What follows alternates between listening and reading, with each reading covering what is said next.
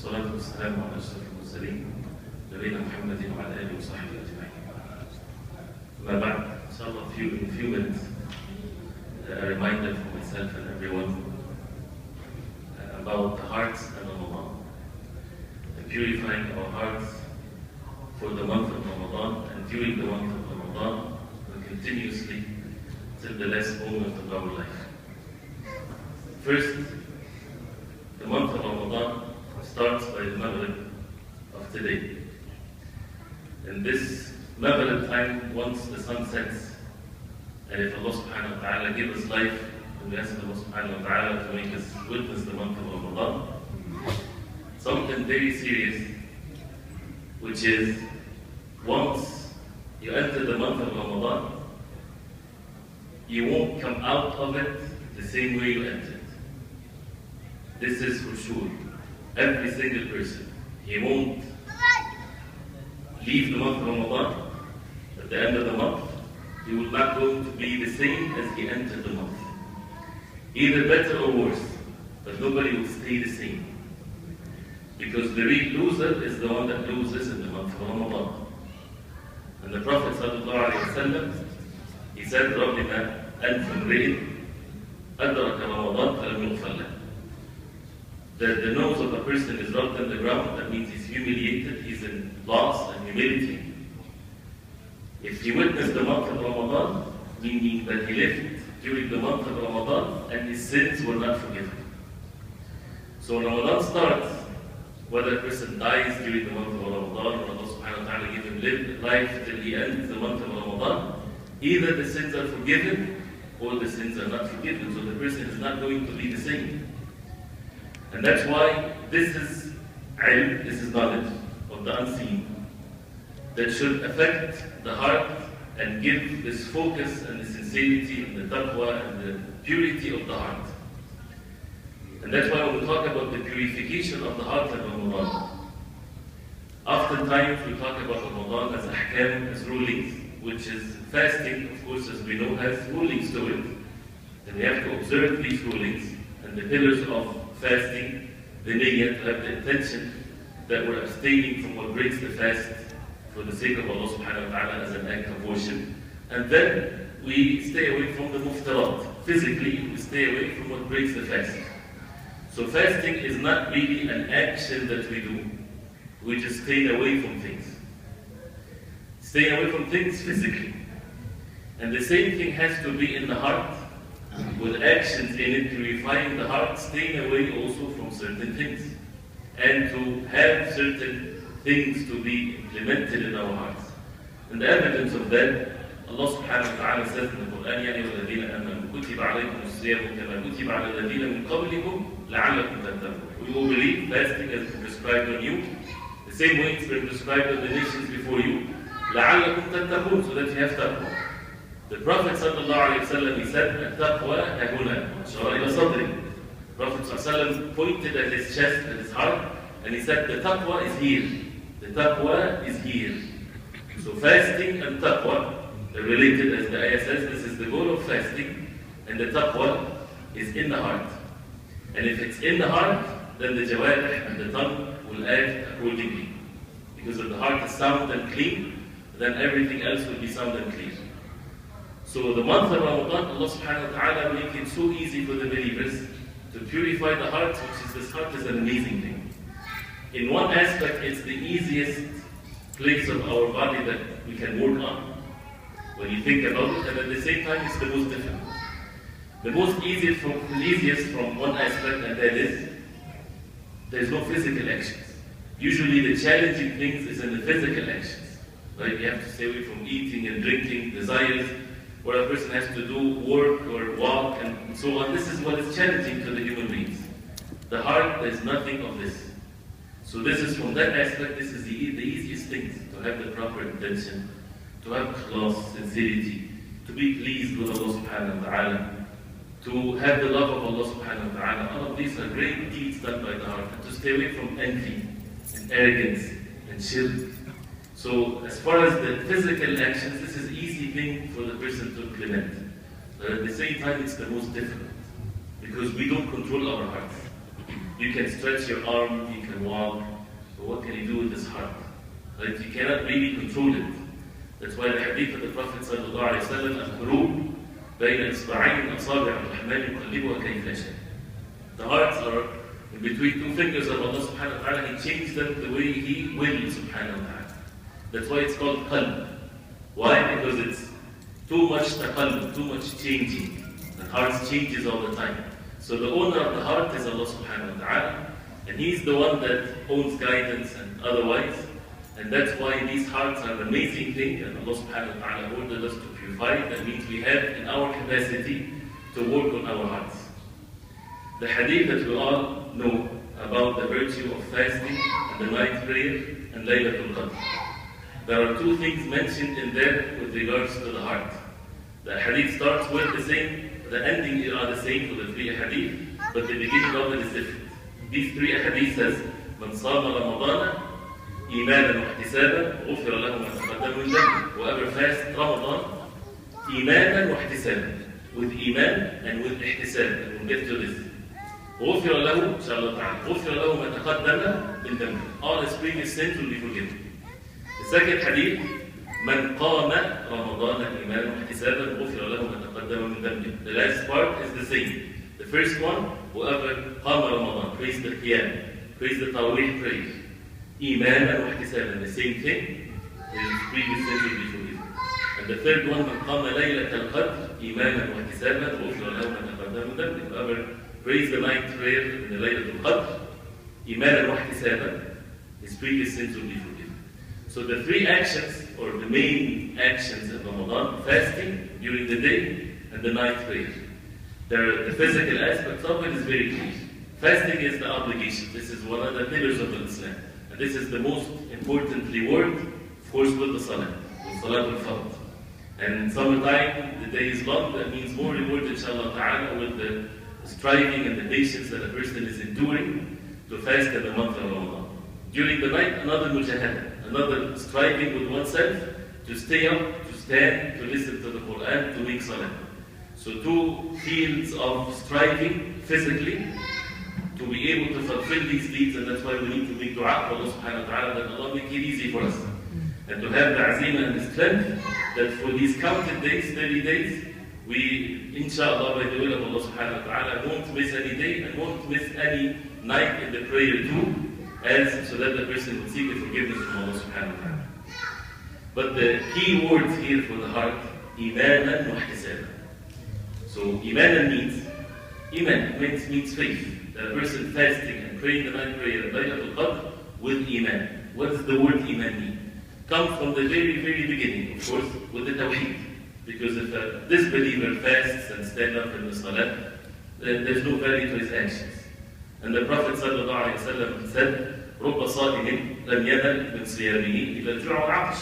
Rubba means there's so many people that fast, and they only get from their fast the hunger and the thirst, nothing else, no rewards. Because it's not done for the sake of Allah. وَرُبَّ قَائِمٍ لَمْ يَنَلْ مِنْ قِيَامِهِ إِلَّا السَّهَرَ وَالتَّعْبِ. And how many qa'im standing in the salah at night, he only gets from his standing in the salah nothing but a sahar, to stay up late, and to be tired. No rewards. Why no rewards? Because the heart is not there. So the iman is a condition. And the iman, being a Muslim, being on the tawheed, La ilaha illallah Muhammadun Rasulullah, away from shirk, with all its kinds, major and minor, the hearts to be attached only to Allah subhanahu wa ta'ala. When we read the Quran from the beginning to the end, which is something to be done in the month of Ramadan, and mujahada to be done in the month of Ramadan, to purify the heart, we will find the whole entire Quran is about the tawheed of Allah subhanahu wa ta'ala. So then we have to make sure that all of these attachments in this heart to other than Allah subhanahu wa ta'ala, this is all sickening, this is all diseases of the heart. Whether it's in matters of worship, in matters of rizq, provisions, in bringing help or pushing away harm. Right? Allah subhanahu wa ta'ala says, وَمَن يُضْلِلِ اللَّهُ فَمَا لَهُ مِنْ وَلِيٍّ مِنْ بَعْدِهِ. Whoever Allah subhanahu wa ta'ala lead astray, this person has no wali after that. No one will help him, no one will guide him. It's not according to what we decide, it's by the will of Allah subhanahu wa ta'ala. So with the aspect of belief and matters of belief, and is it, we have time to do this? Yes. To have the tawheed in our hearts and to understand what La ilaha illallah means, to know the names and attributes of Allah subhanahu wa ta'ala, to revive the iman in our hearts, that Allah subhanahu wa ta'ala is the owner of all things. He's in control of all things. He's the creator of the heavens and earth, and He's the one that created us. No creation of Allah subhanahu wa ta'ala has power to do anything. So why fear other than Allah? Why hope for other than Allah? Why rely on other than Allah? Then all of these actions which is done by the heart should be only for the sake of Allah subhanahu wa ta'ala. And when we have this attitude, when we start to recite the Quran, we need to make or present the Quran in our hearts. What the Quran is saying to me and you and the reciter of the Quran. But we hear the Quran in the Salah, and maybe this is something to be done before the night prayer comes, to have an idea what is going to be recited. So even to read the translation, to have an idea that what is going to be recited. This is messages from Allah subhanahu wa ta'ala to the Ummah. And we need to go and have a bigger picture of things. The whole Ummah of Muslimin that are celebrating the month of Ramadan. And this is, by the way, we should not think always bad of this Ummah. Right? This is Ummatul Mahuma. This is a blessed Ummah. The mercy of Allah subhanahu wa ta'ala on this Ummah. We always, every time, put down the Muslims. We have major problems because of our sins and shortcomings. But with all of this, we still, this is Ummatul Mahuma, as the Prophet said. This is an Ummah that receives the mercy from Allah subhanahu wa ta'ala. Where on the face of earth, the people worship Allah subhanahu wa ta'ala alone like this, with all of their weaknesses and deficiencies and so on. So all the masajid being alive at night, and people are standing in the salah, optional salah. And imagine that the entire ummah like this, reciting the Quran, listening to the Quran, with the greatness in their hearts to the words of Allah subhanahu wa ta'ala, with this submission, taslim to Allah subhanahu wa ta'ala, that we say sami'na wa ta'na. No opposition in our hearts to the words of Allah. No ifs and buts and this or that. It's all taslim, istislam, submission totally to Allah subhanahu wa ta'ala. And the excuse should not be, I don't understand the Quran.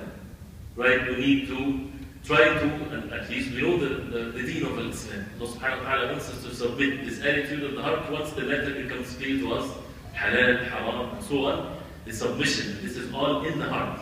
I'm not talking about physical actions here. It's the person to be ready to submit totally to Allah subhanahu wa ta'ala. And Ramadan and fasting is an amazing change of life, if we really understand it, because we're abstaining from the necessities of our life. Food and drink and desires, this is necessities in our life. That's why non-Muslims, they see this as a very difficult thing. Right? Why would you stay from the necessities of your life? It's not like fasting away from sins and that's it. No, from food and drink. And Allah subhanahu wa ta'ala is the most wise. So that we are being challenged, that we become exposed, that we have the means to stay away from what is evil. And that physically fasting away from the necessities, food and drink, the hearts need to also fast, not just from sinful acts, but also from some of the necessities. You know, what is the necessities of the heart? The dunya that we're affected by. The heart is either to be attached to this dunya or to the hereafter. Allah subhanahu wa ta'ala wants these hearts to be only for the sake of Allah. To always focus on the purpose of its life. To be attached to the hereafter. And indeed that we do, we seek the rewards from Allah subhanahu wa ta'ala in the hereafter only. And when people do not have this attachment of the heart to the hereafter, then all kinds of evil things, whether sins on the personal level or enmity between people. Abdullah ibn Mas'ud and others, Abdullah ibn Mas'ud especially when he was asked by one of the tabi'een, what did you guys do? Sahaba. He was asking about the Sahaba. What did you do before the month of Ramadan? Or preparing yourself from the month of Ramadan? What is the thing that you would do? He said in the meaning of which, ما كان أحدنا يدخل أو يبدأ شهر رمضان إلا, there's none of us that the month of Ramadan will enter and you will have shahna or enmity towards any of the believers. So the heart, this is the preparation for the month of Ramadan, no shahna. And why the shahna? Why there's enmity? Why there's problems in the hearts? Because the hearts are not attached to Allah subhanahu wa ta'ala, to the hereafter. Right? وَلَمَنْ صَبَرَ وَغَفَرَ إِنَّ ذَلِكَ لَمِنْ عَزْمِ الْأُمُورِ. Those who are patient and forgive, this is from the matters of strength. It's not an easy matter. And that's why Ramadan is the month of sabr, month of patience. So we are being trained to have the patience to forgive and to seek forgiveness from Allah subhanahu wa ta'ala. But imanan with this meaning again with matters of belief, and to recite the Quran and present these things into the hearts the names and attributes of Allah. Most of the Quran is not ahkam and rulings and halal and haram. The names and attributes of Allah subhanahu wa ta'ala, the greatness of Allah, the tawheed of Allah subhanahu wa ta'ala, the stories that are mentioned in the Quran, what happened to the believers versus the disbelievers, what the Prophet say to the people, and what the disbelievers oppose them. Because Allah subhanahu wa ta'ala is the most wise. These stories is not just for the past, it's something that is keep on repeating from one generation to the other. You'll find yourself in the Quran. If a person has the truthfulness, he will see the whole entire earth in the Quran today with what Allah subhanahu wa ta'ala explains in it. That's purification to the heart. And the iman that will make the person have the patience and to be obedient to Allah subhanahu wa ta'ala, iman and with ikhlas. And that's why the intention is one of the pillars of fasting. Siyam, nobody can see you fasting, as we all know. It's not an action, it's abstaining. So nobody sees abstaining of something. So it's not something seen with the eyes. Like a person sitting, we don't know if he's fasting or not.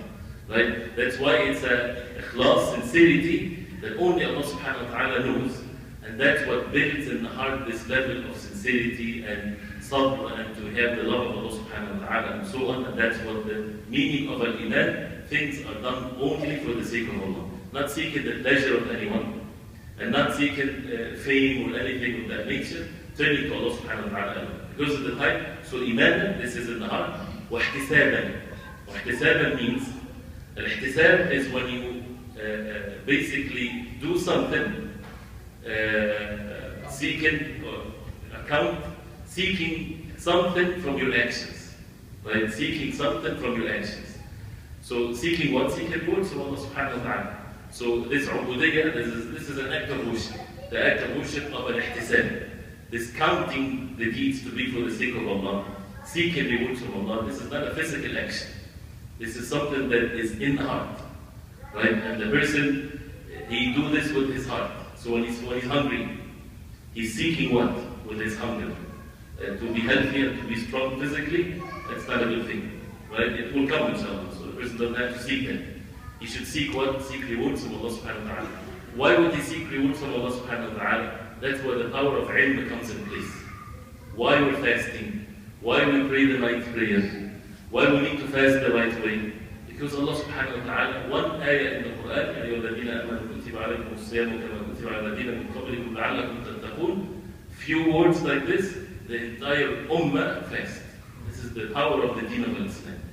You can make laws and regulations and police force and armies, they will not change people. But one ayah in the Quran, the whole entire ummah fast because of this. Right? So this is why we fast. So a person seeking rewards from Allah subhanahu wa ta'ala. When the Prophet sallallahu alayhi wa sallam, in this hadith, some of the ulama, the Rajab rahimahullah, he said, the ulama, they mentioned this hadith as one of the ways to show that it's permissible to congratulate one another for Ramadan.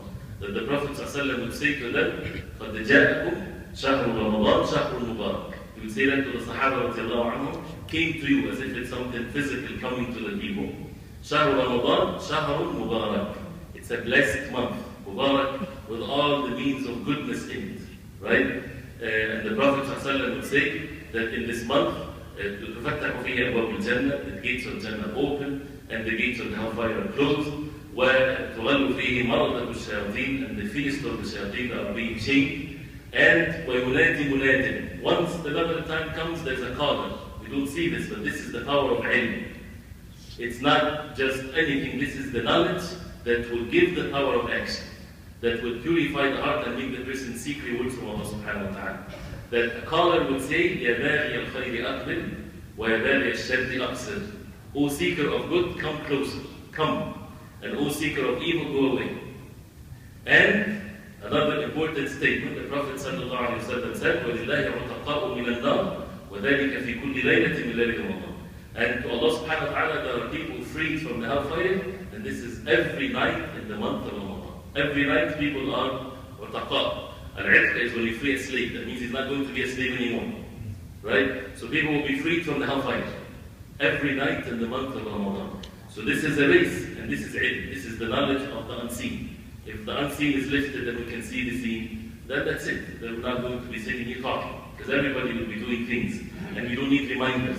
But this is where the reminder based on the ilm of the wahy, the knowledge that was revealed to the Prophet ﷺ, So once a person knows this, then the ihtisab, then comes the ihtisab, seeking rewards from Allah subhanahu wa ta'ala, being patient.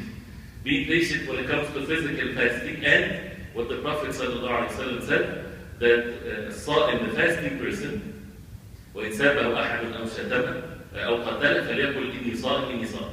Some quarrel with the fasting person or say bad words to him, he is to say what? إني صائم إني صائم. So he's in a different state than those who are eating and drinking and following their desires. They would regret that so much. So if a person sees people are following their desires in the month of Ramadan, this is not going to be like this forever. They would regret it so much where there's no point of return. And وَمَنْ يُضْلِ اللَّهُ فَمَا لَهُ مِنْ وَلِيٍّ مِنْ بَعْدِهِ وَتَرَى الظَّالِمِينَ سورة الشورى وترى الظالمين لما رأوا العذاب وترى الظالمين لما رأوا العذاب يقولون هل إلى مرد من سبيل. You will see the ظالمين, the wrongdoers, when they see the adab, they will say هل إلى مرد من سبيل. Is there any way that we can go back, any sabil, any path to be returned? Right? وَتَرَاهُمْ يُعْرَضُونَ عَلَيْهَا خَاشِعِينَ مِنَ الذُّلِّ يَنْظُرُونَ مِنْ طَرْفٍ خَفِيٍّ. Allah subhanahu wa ta'ala explaining how these ظالمين, the wrongdoers, will be in that moment. Very explicit details. You will see them, you will see these ظالمين خَاشِعِينَ مِنَ الذُّلِّ, in khushu', in humility, humiliated because of the dhull and humble because of the humiliation. يَنْظُرُونَ, they are being dragged into the hellfire. The hellfire comes in front of them. And you know, when a person sees some danger, he resists and screams, but when it's something that he cannot do anything about it, you find him submitted himself. He can't resist, he can't run away. So the ayat says, you will see them, ينظرون إليها, they're looking at it, من طرف الخفي. طرف الخفي means they're stealing the look. Right? We were talking about this morning. They're stealing the look to the hellfire, the humility, the humiliation that they receive, all of this because they were wrongdoers in this life. So when a person thinks of this is the ilm that we need to revive our hearts and to remember that we're all going and returning to Allah subhanahu wa ta'ala and reviving our hearts with the iman to have sound and pure hearts and to seek rewards from Allah subhanahu wa ta'ala and to follow the way the Prophet ﷺ, and these physical actions in Ramadan, then we do it in the most perfect way and to be patient with ourselves because we, with all due respect, of course, I'm the first one, spoiled, right? So it's time for us to follow the way of the Prophet ﷺ in the real way. Since the most important one becomes an obligation. And this is a point, if you just patient with me for a few minutes, inshallah, that fasting is an obligation. It's great ni'mah from Allah subhanahu wa ta'ala. This is, if you think of it physically, it's the most difficult act in Ramadan, right? To be away from food and drink and so on. And if it was recommended, this would not be, as good as it's an obligation. That means everybody has to do it. That means we are helped, we are forced to be helped. Allah subhanahu wa ta'ala is the most merciful. Some people are dragged to the Jannah in Salasil, as the Prophet said. Some people will enter the Jannah in chains. So they were captives of wars and things like that, and they became Muslims. Right? Some people, Allah subhanahu wa ta'ala wants to guide them. Right? So all the means for them to be guided they will be dragged to guidance. So this is the month of Ramadan, this is one of these examples. The Muslims are being, if correct to say that, are being dragged to be guided because fasting is an obligation. So once a person defeats his own desire in this aspect, the rest is so easy and simple. What is left?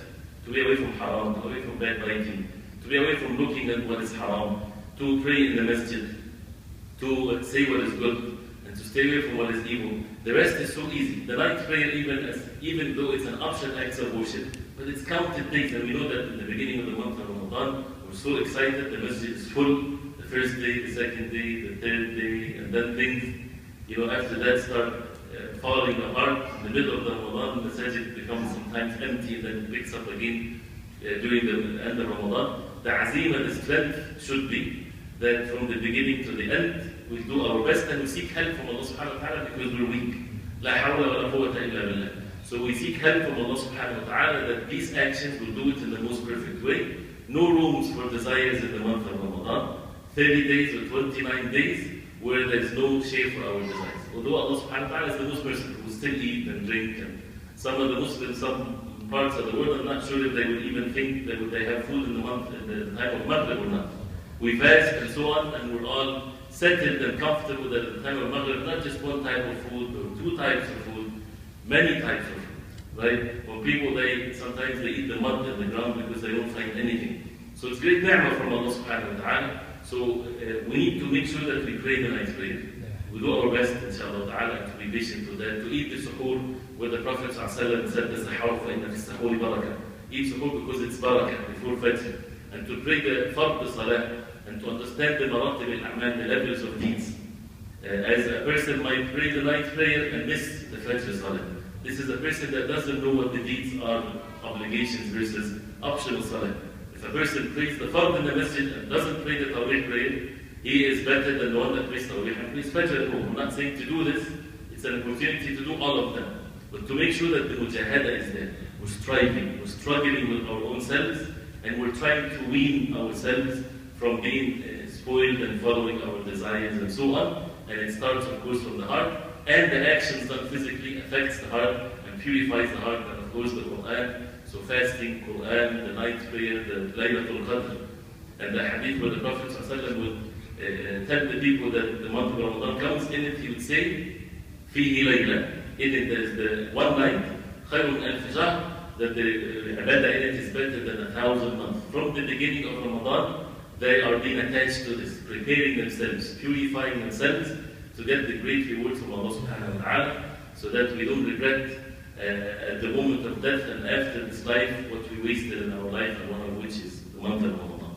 So ask Allah subhanahu wa ta'ala to purify our hearts, and a reminder also with the most frequent dua of the Prophet ﷺ, as Abu Salama said, Allahumma muqallib al-qulub, thabbit qalbi ala dinik. Oh Allah, the changer of the hearts, make my heart steadfast on your religion. He will say that frequently, alayhi salatu wasalam. And also there's a dua when the Prophet ﷺ will see the hilal, will see the moon of Ramadan, not just Ramadan, every month. Allahumma ahillahu alayna bil-amni wal-iman, wal-salamati wal-islam, Rabbuna wa Rabbuka Allah. Right? And the hadith is hasan. So this is also something to be said at the time, asking Allah subhanahu wa ta'ala to bless this month for us and to make us witness the month of Ramadan and to bless it for us and to accept it for us. Tell us about eating habit. You know that we have huge iftar, and it's how destructive it is.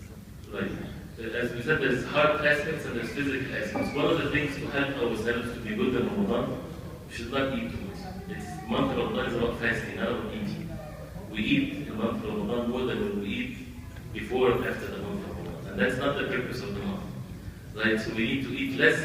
And as the Imam would ask, when Imam Ahmad would ask, can a person have khushu' in the salah when his stomach is full?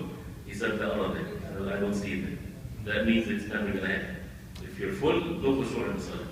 So one of the things that if a person can eat less so that for the intention that he will focus on the salah and eat after the salah or eat the suhoor, it's barakah. The whole meal is a barakah meal.